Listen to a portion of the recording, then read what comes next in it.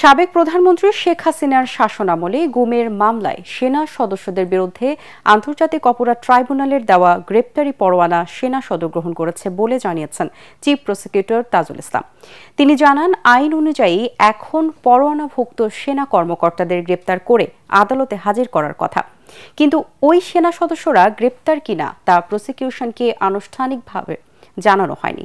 এদিন ট্রাইব্যুনাল একই ক্ষমতাচ্যুত প্রধানমন্ত্রী শেখ হাসিনা সহ ৩ জনের বিরুদ্ধে মামলায় প্রথম দিনের মতো যুক্তি তর্ক উপস্থাপন করে রাষ্ট্রপক্ষ। আরও জানাচ্ছেন হুমান চিস্তি।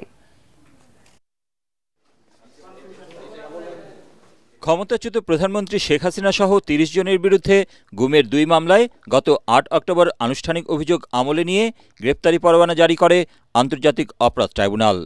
পরোয়ানাভুক্ত সাবেক ও বর্তমান ২৫ সেনা কর্মকর্তার মধ্যে এলপিআরের একজন সহ কর্মরত ১৬ জন। শনিবার তাদের মধ্যে ১৫ জনকে হেফাজতে নেওয়া হয়েছে বলে জানায় সেনা সদর দপ্তর। ১৫ জনের মধ্যে একজনকেই শুধু মিসিং, বাকি সবাই জয়েন করেছে। এদিকে রোববার সাবেক প্রধানমন্ত্রী শেখ হাসিনা সহ ৩ জনের বিরুদ্ধে জুলাই গণ আন্দোলনে মানবতাবিরোধী অপরাধের মামলায় যুক্তিতর্ক উপস্থাপন শুরু হয়। তবে সবকিছুকে ছাপিয়ে উঠে আসে গুমের মামলায় অভিযুক্ত সেনা কর্মকর্তাদের গ্রেফতার প্রসঙ্গ।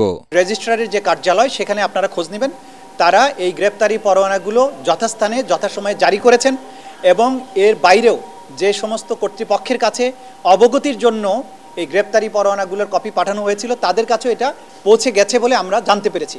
সেনাবাহিনীর পক্ষ থেকে ট্রাইব্যুনালকে আনুষ্ঠানিকভাবে কিছু জানানো হয়নি বলেও জানান চিফ প্রসিকিউটর। আমাদের কাছে যেহেতু আনুষ্ঠানিকভাবে ডকুমেন্টারি পদ্ধতিতে কেউ বলেননি যে আটক রাখা হয়েছে, মিডিয়াতে যেটা এসেছে সেটাকে আমরা আমলে নিচ্ছি না। আমাদেরকে যদি বলা হয় যে আটক রাখা হয়েছে, তাহলে আইন অনুযায়ী তাকে অবশ্যই আদালতের কাছে আনতে হবে, এটাই বিধান। তাজুল ইসলাম বলেন, আন্তর্জাতিক অপরাধ ট্রাইব্যুনাল আইন সব বাহিনীর অপরাধের বিচারের জন্য বিশেষ আইন। এটা একটা স্পেশাল ল। এই অপরাধগুলো আন্তর্জাতিক আইনে বর্ণিত অপরাধ।